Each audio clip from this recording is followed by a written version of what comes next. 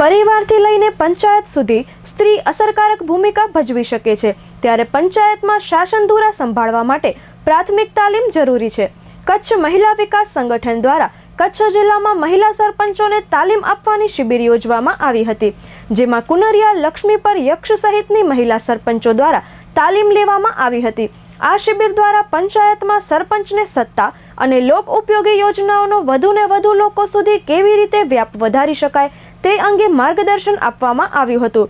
આ મહિલા સરપંચોએ ચંચળ ન્યૂઝ સાથે વાત કરી હતી। નમસ્તે, મારું નામ રશ્મિ છાંગા છે। હું કુનરિયા જૂથ ગ્રામ પંચાયતની સરપંચ છું। કેમ્બીએસ દ્વારા અમને તાલીમ આપવામાં આવી છે। આ તાલીમમાં અમે કુલ 10 સરપંચ હતા, જેમના દ્વારા અમારા ગામમાં ચૂંટાયેલા જે સભ્ય છે માત્ર મહિલાઓ, તે 7 સભ્ય મહિલા સાથે અમે આ મિટિંગ કરેલી છે। વોલની તાલીમમાં અમને 3 મુદ્દાઓ આપવામાં આવ્યા હતા। એક સ્વયં છે, બીજો પરિવાર છે, એક મત વિસ્તાર છે અને ત્રીજો પંચાયત છે।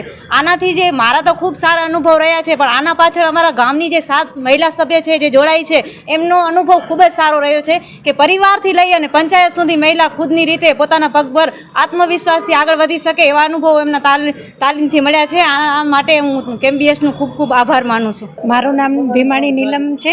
હું દેવપર યક્ષથી આવું છું। આજે અમે અહીં કલેક્ટર ઓફિસે વિઝિટ માટે આવ્યા છીએ।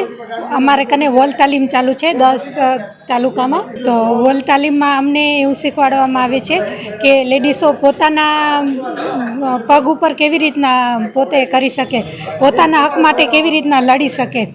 અને અમારી સાથે બાલિકા સરપંચ છે અને એ લોકો પણ એવું જ કરે છે કે દીકરીઓ કેવી રીતના આગળ આવી શકે અને એના માટે શું શું પગલાં લઈ શકે।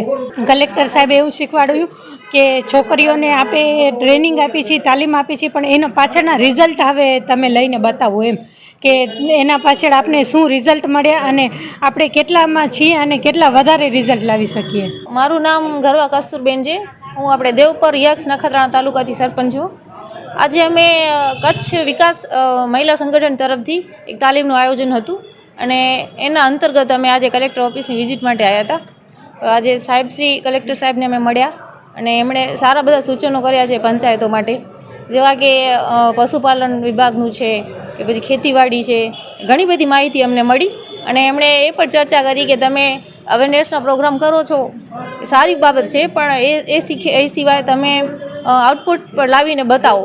એટલે આજે અમને અહીંયા ઘણું બધું જાણવા મળ્યું છે અને અમારી સાથે આજે કચ્છ જિલ્લાની 10 તાલુકાની પંચાયતોના સરપંચો પણ છે અને એમની સાથે એમના પંચાયત સભ્યો પણ હાજરી આપી છે અને આજે અમે અહીંયા બધું વિઝિટ કરવા આવ્યા છીએ।